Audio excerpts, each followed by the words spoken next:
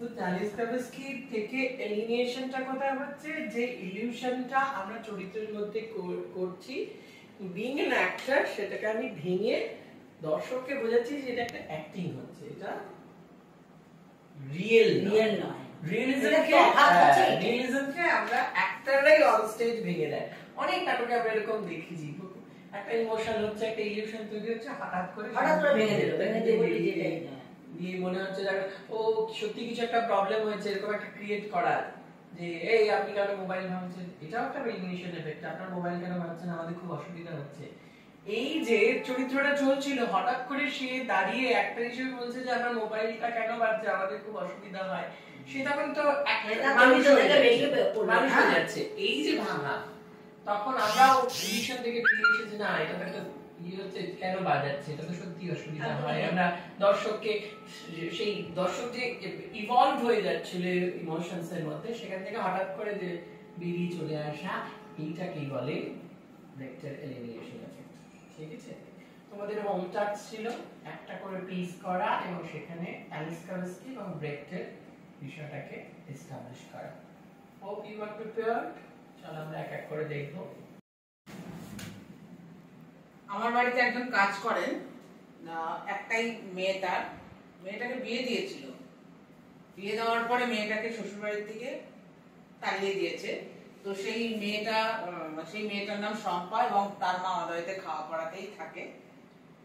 তো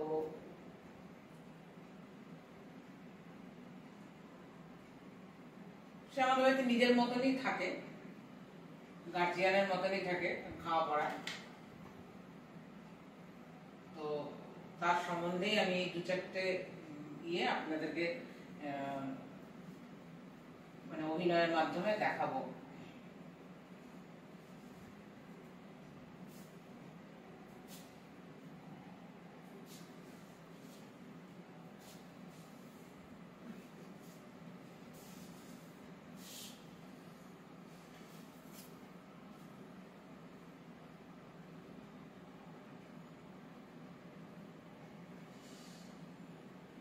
কপাল নিয়ে জন্মাইছিলাম,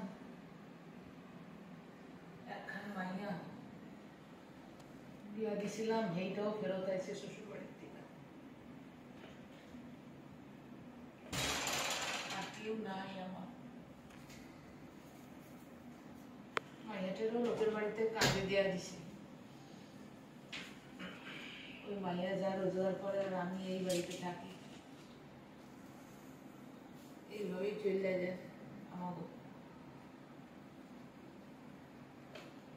মাইয়া একাই থাকে বাড়িতে, আমি এই বাড়িতেই থাকি,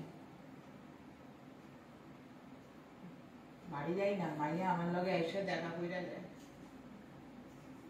পারি না, বয়স হয়েছে তো পারি না। ভগবানকে কই তুমি আমার চিল্লা নিয়ে যাও ওপরে, ভগবানও সহে যায় না। আর কতদিন, 70-এর উপরে বয়স হয়েছে, আর কয়দিন পারো এইভাবে কে জানে।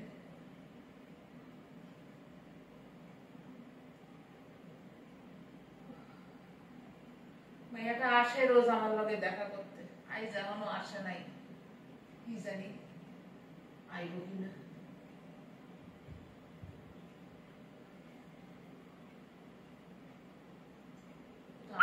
বোধহয় মাইয়াই আইতেছে।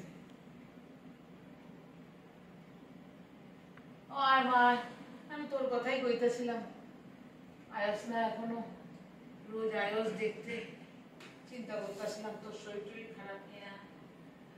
গেছে গিয়েছে কামে সব বাড়িতে, তোর শরীর ভালো আছে তো?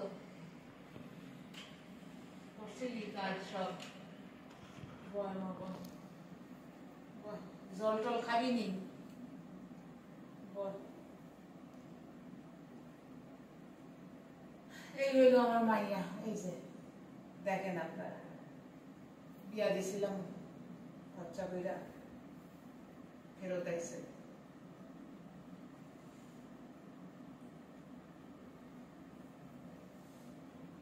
খা মুড়ি টুড়ি খা, একটু খা। না হেরা বাড়ি নাই, বাজারে গেছে। যাবি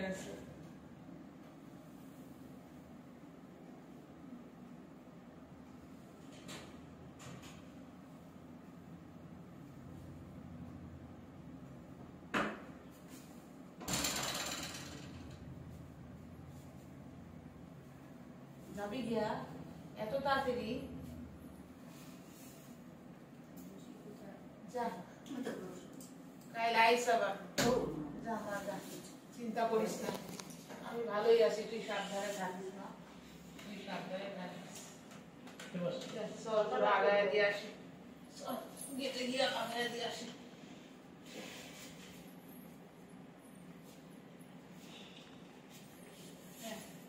যা কাল আবার আসিস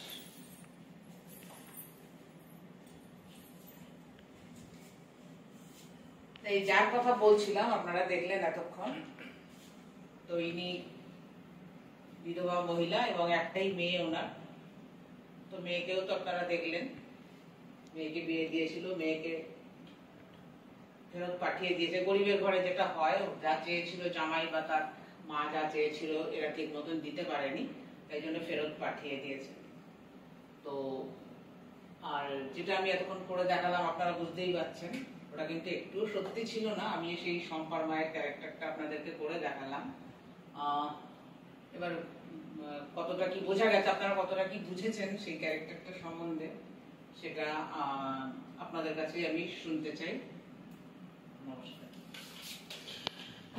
বুঝেছে ও যতটা বুঝেছে তার মধ্যে থেকে করেছে তো তার স্ট্যাটিস্টিক পোরশন যেটা হয়েছে যে ওই চরিত্র আইনটা সেটাও অনেকটা করেছে অনেকটা যতটা যত উইদাউট কস্টিউম যাই হোক করেছে সেটাও বোঝার হয়তো একটু ল্যাক রয়েছে কিন্তু এটাও যদি ধরি যে হ্যাঁ ওই যে ডেমনস্ট্রেশন করাটা এটাও একটা এলিয়েনেশন এফেক্ট তাই নেক্সট পরে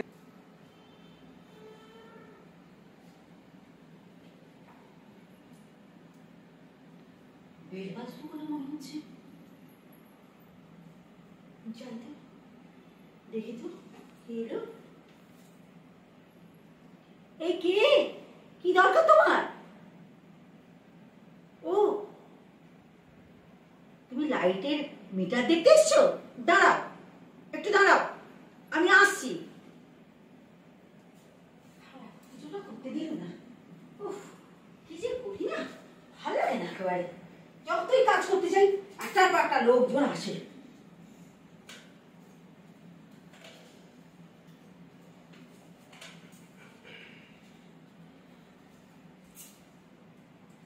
এসো বাড়ি এসো মিটার দেখো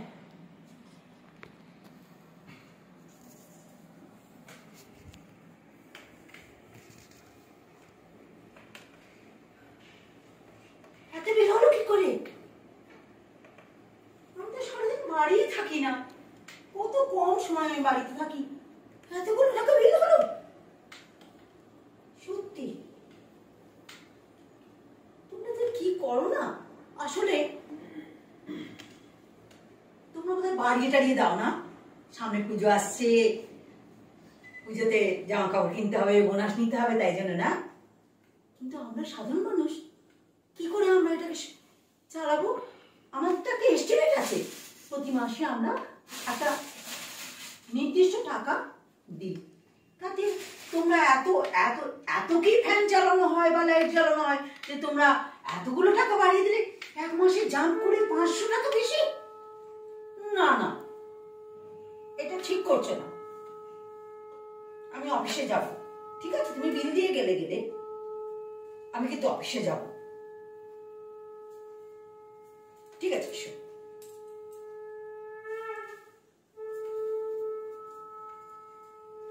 আবার কি এলো দূর বাবা আমি কিছুতেই পুজো করতে যেতে পারছি না কি জ্বালাচ্ছে না একটার পর একটা লোক বাড়িতে ভালো লাগছে না এই তুমি হাসছো কেন এরকম করে হাসবে না বুঝতে পেরেছো আমি হাসিনি ভালো করে তাকিয়ে দেখো আমি অভিনয় করছি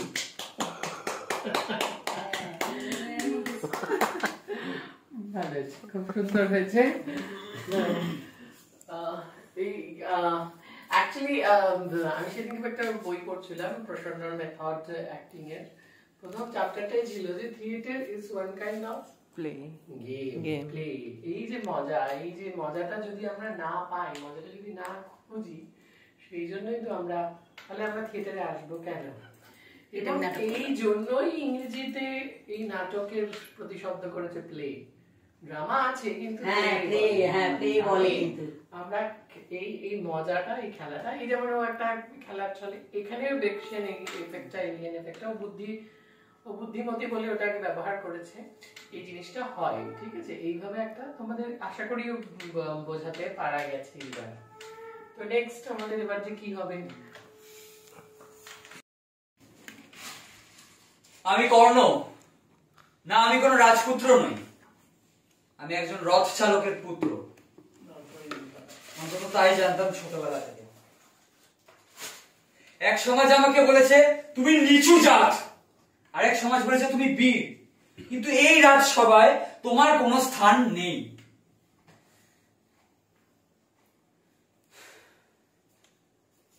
আমি কর্ণ, আমার রক্ত রাজবংশীয়। মাতা কুন্তী আমাকে জলে ভাসিয়ে দিলেও সূর্যদেব তার আলোয় আমাকে স্নান করিয়েছেন প্রতিনিয়ত।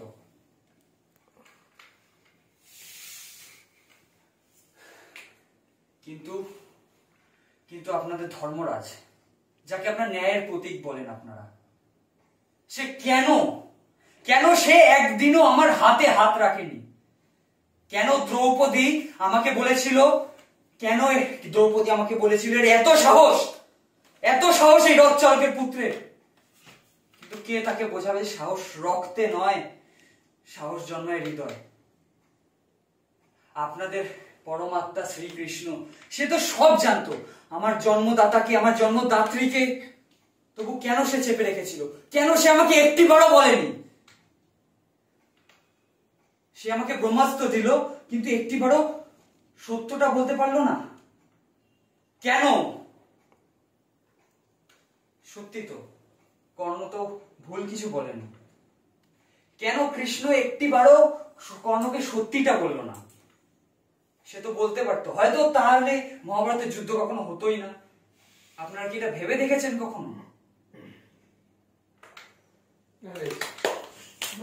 এক ধরনের ও একটা করলো, আমরা খুব ভালো লাগছে যে তিনজন তিন রকম ভাবে বিষয়টাকে বুঝছে। এই তিনটে মানুষ যখন আলাদা হয়, তিনজনের এই যে থট প্রসেস আর এক্সিকিউশন, এগুলো সব আলাদা আলাদা হয়, এইটা বেশ মজাদার বিষয় লাগে। তো এই হচ্ছে, আমরা যদিও মিতা প্রথমে আজকে ক্লাসে এসে বলছিল যে বিষয়টা খুবই কঠিন, অবশ্যই বিষয়টা খুবই কঠিন, বিষয়টাকে আমরাও আত্মস্থ করতে পারি না, তবু আমাদের চেষ্টা থাকে, একটা চেষ্টা করি আমরা বিভিন্ন নাটকে যেগুলোকে ব্যবহার করার চেষ্টা করি। দেবাশিস দার নাটকে বেশ খানিকটা ভাবে ব্রেক্টের, বেশ খানিকটা না, বেশ ভালোই ব্রেক্টের একটা প্রভাব রয়েছে। তো এই হচ্ছে আমাদের কনসেপ্ট অফ ব্রেক্ট। এটা তোমরা সেকেন্ড ইয়ার স্পেশালাইজেশনে তোমরা বুঝলে, তোমরা হাতে কলমে করলে। এরপরেও যদি কিছু ডাউট থাকে, ইউ ক্যান আস্ক মি। তোমাদের কোনো প্রশ্ন? কি বল?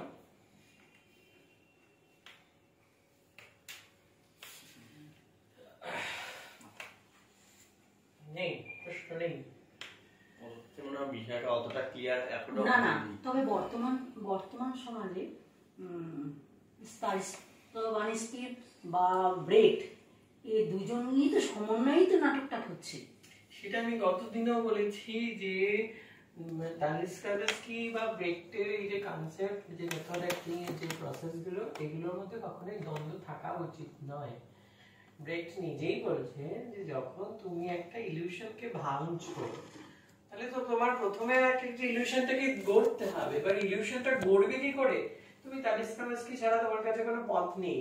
তুমি অভিনয়, চরিত্রায়ন, ইলিউশন ক্রিয়েট করা, ম্যাজিক ক্রিয়েট করা, এটা একটা করবে কি করে? অবশ্যই স্তারিস্কির মাধ্যমে। অবশ্যই এটা ভাঙবে ব্রেক্টের মতো। একদমই তাই। এইটার মধ্যে কোনো দ্বন্দ্ব নেই, কারণ উনি ওই পর্যন্ত করেছিলেন, ইলিউশন পর্যন্ত করেছিলেন, কিন্তু বেগ এইবার এটাকে আমার ভেঙে দেওয়ার জায়গাটাতে নাটক- বেগ এইটার মধ্যে নাটক include করেছে। করার জন্য, নাটক করতে গিয়ে এবার ডিরেক্টর অ্যাক্টরের যে থটটা থাকে যে আমি কি ইলিউশনটার মধ্যেই দর্শককে ডিজলভ করে দেবো, না ইলিউশনটাকে ভেঙে দর্শককে চিন্তাশীল করে তুলবো, দর্শক চিন্তা করবে, দর্শক প্রশ্ন করবে। এইটা আমরা যখন মেঘমালা করি তখন তো আমরা চাই না দর্শক প্রশ্ন করুক, দর্শক এন্টারটেইন হোক, একটা ইলিউশনের মধ্যে থাকুক। সেই জন্য মেঘের যখন বাবার কাছ থেকে মানে বিতাড়িত হয় তখন মানুষজন কাঁদে, মানুষজন, এটা একটা ইমোশনের মধ্যে দিয়ে বয়ে যায়। এবার এইটাকে আবার আমরা যখন ব্লাডি রেড রোলিন্ডার করি তখন ওটাকে বারবার করে ভাঙি, প্রত্যেকটা সিন ওয়াইজ আমরা তখন ভেঙে দিই, দর্শককে চিন্তা করাই যে এই যে আপনার এই পাশের বাড়িতে এই সমস্যাটা হয়েছিল, অমুক জায়গায় ওই সমস্যাটা হয়েছিল, ওই অমুক জায়গায় সমস্যা ছিল, আপনি কি করছেন, আমরা কি করছি, আমরা পাচ্ছি, এই নানা প্রশ্ন দর্শককে চিন্তাশীল করে তোলে। তাহলে এইটা তখন ব্রেকটিয়ান এফেক্টেড, এডিশন এফেক্টেড, ব্রেকটিয়ান কনসেপ্ট দিয়ে নাটকটা তখন তৈরি হয়ে যাচ্ছে। বুঝতে পারছি? হ্যাঁ, বা শ্রীচরণ কমলেশুতে আমরা ইলিউশন তৈরি করি, সঙ্গে সঙ্গে ভেঙে দিয়ে তাকে আবার একটা জায়গায় নিয়ে আসি, এরকম হচ্ছে ওরকম হচ্ছে, দর্শককে ইনভলভ করা হয়।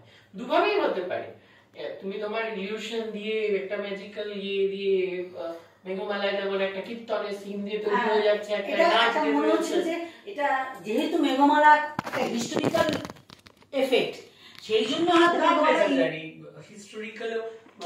তুমি যদি প্রথম রাজনৈতিক হত্যা দেখো, দেখবে ওখানে ওটা একটা স্বাধীনতা সংগ্রামের সময় নাটক, কিন্তু ওটাকে কন্টেম্পোরারি করা হয়। সেই ছেলেটা বারবার করে বেরিয়ে আসে, ওই স্বাধীনতা ইলিউশন থেকে বেরিয়ে এসে আবার সে নিজেদের সমস্যাগুলো বলে, আবার ফিরে যায়, আবার বেরিয়ে আসে, আবার ফিরে যায়। এটা হতে পারে, not necessarily historical হলেই এটা হতে হবে না। That's depend, it's about designing, it's about your art skill, তুমি তোমার অভিনয় দক্ষতা দিয়ে তুমি কিভাবে করতে পারছো, ঠিক আছে, সেইটার উপর ডিপেন্ড করছে, ঠিক আছে। It's not about your historical বা পৌরাণিক বা mythological বলে ওরকমই করতে হবে, it's not necessary, ঠিক আছে। এবং শুধু এইটা নয়, আমরা তো অভিনয় যেহেতু বিভিন্ন স্তরে আছি, তুমি মাইথোলজিকেও তুমি খুব সূক্ষ্ম অভিনয়, মডার্ন অ্যাক্টিং দিয়েও করতে পারো। ইটস নট নেসেসারি কি সত্যবতী কি দেবব্রত আছে বলে সেই আগেকার দিনে যে মাইথোলজিক্যাল সুর থাকতো, মানে অনেকটা যাত্রার মতো, সেরকম ভাবে করতে হবে না। এটা তো বর্তমান সমাজে মানে প্রেজেন্ট এই জিনিসটা অনেকটাই এসেছে, কিন্তু আজ থেকে যদি আমি 50 বছর কি 60 বছর আগে ফিরে যাই, তখন কিন্তু ওই জায়গা দিয়েই ওই হিস্টোরিক্যাল ওই জায়গা দিয়ে মাইথোলজি দিয়েই ছিল ওটা ব্যাপারটা। তখন কিন্তু এতটা ডে বাই ডে তো ইভলিউশন হবে। আজ 2025 আমরা দাঁড়িয়ে থেকে এই বিষয়গুলো জানছি। এই 2025 থেকে আমরা পিটার বুকের 1 সেকেন্ড থিয়েটার দেখেছি, তো এগুলো তো ইভলভ হবেই। 2050-এ গিয়ে আমরা কেমন থিয়েটার দেখবো সেটাই বলতে পারছি না, তাই না? বিভাস চক্রবর্তী তার ইয়াং বয়সে একটা নাটক ডিরেকশন দিয়েছেন, তার বৃদ্ধ বয়সেও এক ধরনের, দুটো তো একরকম হবে না, একদমই একরকম হবে না। বা বাদল সরকার প্রথম যে নাটকটা লিখেছিল এবং ইন্দ্রজিৎ, এবং পরে যখন মিছিল লিখলেন,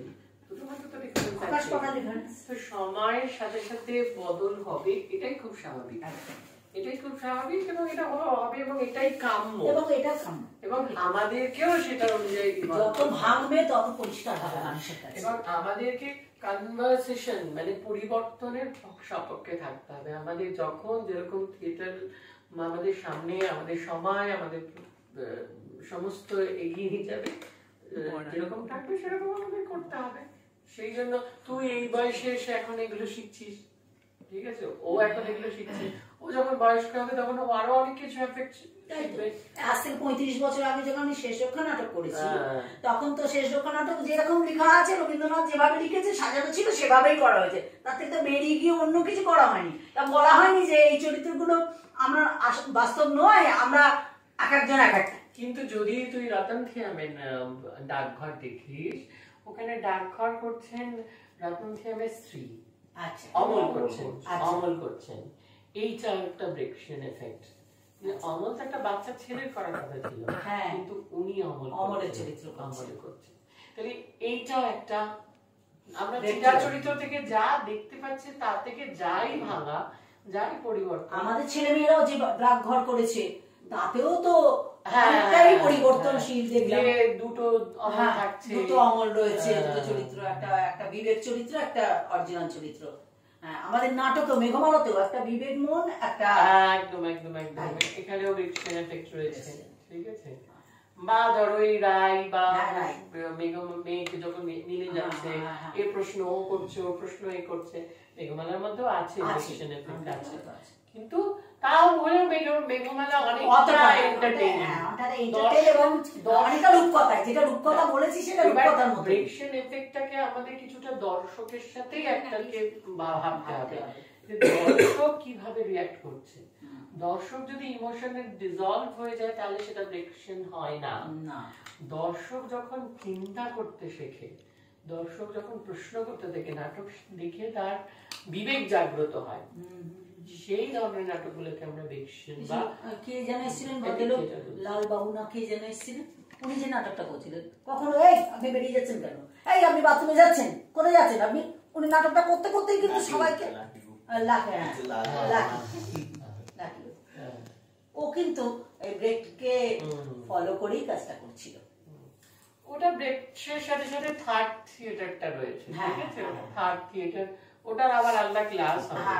তোমাদের নেক্সট মান্থেই বোধহয় ক্লাসগুলো পড়বে, বাদল সরকার থার্ড থিয়েটার, তখন তোমরা আরো ওইগুলোকে বিষয়গুলো বুঝতে পারবে। বুঝতে পেরেছো? ড্রামাটিক থিয়েটার, এনবিক থিয়েটার সম্পর্কে আমরা এই 2 মাসে মোটামুটি একটা ইলিউশন দিতে পেরেছি, আই গেস, তাই তো? বোঝা গেছে? তো এমনি কোনো প্রবলেম হলে বা কিছু হলে পরে আমার সাথে, আমি তো থাকি, আমি তো ট্রেনে করে দূর থেকে আসিনি, তোমরা আমাকে প্রশ্ন করতে পারো। তাহলে আজকের ক্লাস তাহলে এখানেই। আজকে দ্বিতীয় বর্ষের ব্রেকের স্পেশাল পেপারের উপর ক্লাস হলো, তো অনেকটাই বুঝতে পেরেছে। তো ব্যাপারটা হচ্ছে যে এটা একটা ধারণা, আমার একটা মানে একটা ধারণা তোমরা পেয়েছো, তবে এটা নিয়ে অনেক ধরনের কাজ করা যেতে পারে। মানে এটাই যে শুধু এইভাবে যেটা তোমরা 3 জন করলে এটাই পথ, শুধু তা নয়, অনেক রকম ভাবে ব্যবহার করা যেতে পারে। গান ব্যবহার করতে পারো। না, যেমন আমার প্রথম দিকে মানে মনে হচ্ছিল যে মিতাদি যেটা শুরু করলো, তো ওই ক্যারেক্টারটা শুধু ডেসক্রাইব করলো, করে ক্যারেক্টারটা ঢুকলো। এটা এরকম হতে পারে কখন হট করে বলতে বলতে যেন ঢুকে গেল। এই স্মুথনেসটা হচ্ছে আর্ট। তুমি কখন ঢুকে গেল আবার কখন বেরিয়ে আসলে, এটা যেন দর্শক কখন হয়ে যাচ্ছে এটা বুঝতে না পারে। এবং প্রথমে যেটা বলি সেটা তুই মাঝে বলতে পারবি। হ্যাঁ, করতে করতে বললে আবার বললে, মানে এতটা করতে করতে পরিষ্কার মাঝে করা বলতে দরকার। পারছি, বুঝতে পেরেছি? বলতে বলতে হঠাৎ করে দেখিয়ে তারপর আবার বলে হ্যাঁ যেটা বলছিলাম এটা হলো, এরকম ভাবে ব্যাপারটা যেতে পারে। যেমন অপরাজিতা যেটা বললো এটা কিন্তু স্মুথ, দর্শকের কাছে এক্সপেক্টেড ছিল না, প্লাস যে রিঅ্যাক্ট করলো তার কাছে এক্সপেক্টেড নয়। আর শুভদীপেরটার ব্যাপারটা যেটা হচ্ছে যে আগে তো ওই ইলিউশনটা তৈরি করতে হবে, সেটা ওর হচ্ছিল না, কারণ ও নিচের দিকে তাকাচ্ছিল, এদিক ওদিক। হতে পারে যে আজকে তুই শুভদীপ হয়ে কর্ণের কথা বলছিস, কিন্তু মিনিমাম তোকে বুঝতে হবে যে কর্ণ কি। মানে কর্ণ তো ট্রেনে করে যাতায়াত করা লোক, ও তালিস্কা বিস্কিটটা জিরা হয়ে গেছে, ব্রেকটা ঠিক আছে, তালিস্কা বিস্কিট না, তালিস্কা বিস্কিট যদি না তৈরি হয় তাহলে ব্রেক তো হবে না, মানে ব্রেকই তো হবে না। তুই যদি না একটা ইলিউশন তৈরি করিস তাহলে সেখানে ভাঙবি কি করে? তবে ব্যাপারটা হচ্ছে যে যা যা হলো তোমরা অনেকটা ধারণা ক্লিয়ার হয়েছে, এবার সবটাই আমরাও আরো জানবো। আমরা সবাই এর মানে পড়াশোনা করছি সবটা নিয়েই, কাজেই এটাই ঠিক না যে আমরাই যা বলছি এটা শেষ কথা। তোমরাও আরো আরো জানতে পারো, সেগুলো নিয়ে বলতে পারো। তোমরাও আরো নিজেদের মতো করে অনুধাবন করতে পারো যে আমি এইটা জানতে পারলাম, এটা কি তাহলে আমাদের সাথে দলের সাথে আলোচনা করতে পারো যে এটা কি তাহলে কি।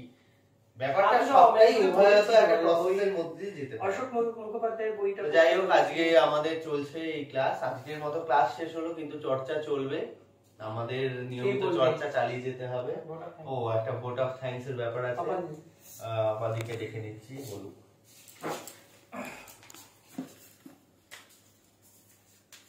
আজ ব্রেকটের যে ব্রেকট এবং তালিকা Practice class. প্র্যাকটিস যে সেই প্র্যাকটিসের জন্য আমাদের যে কাজ দেওয়া হয়েছিল সেই কাজটা আমরা আজকে এখানে পারফর্ম করে দেখালাম এবং তাতে আমরা আমাদের যে যিনি টিচার শ্রী ধ্রুপদ ঘোষ তিনি কিন্তু আমাদের যথেষ্ট সুন্দর করে বুঝিয়ে দিলেন পার্থক্যটা। সেটাই আমরা ভালো করে দেখলাম। আমরা চেষ্টা করব এইটা আমাদের নাটকের মধ্যে কিভাবে আরো সুন্দর করে প্রয়োগ করে আমরা নাটকের চরিত্রগুলো করতে পারি। খুবই ভালো হয়েছে, অনেক ধন্যবাদ। Thank you. নেক্সট ক্লাস তোমাদের থাকছে, ফার্স্ট ইয়ারে ক্লাস রয়েছে 2 তারিখ অনলাইনে। ওটার ক্লাসটা তুই মানে গুগল মিট দিয়ে করাবি, ঠিক আছে? দেবব্রত ঘোষের বেসিক অফ দ্য স্ক্রিপ্ট। আর তারপরে সম্ভবত তোমাদের সেকেন্ড ইয়ারে ক্লাস রয়েছে 7 নাকি? হ্যাঁ 7 রয়েছে দীপ ভৌমিকের ক্লাস, বাদল সরকার থার্ড ইয়ারে, ঠিক আছে? তো এই হচ্ছে শিডিউল। আর তোমরা শিডিউল বেরিয়ে গেলে তোমরা দেখে নেবে ক্লাস শিডিউল তোমাদের কি আছে এবছর। এই মাসে বোধহয় সম্ভবত ফার্স্ট ইয়ারে 3টে ক্লাস আছে, তোমাদের 3টে ক্লাস রয়েছে, তোমরা একটু দেখে নিও, ঠিক আছে? Thank you, bye by.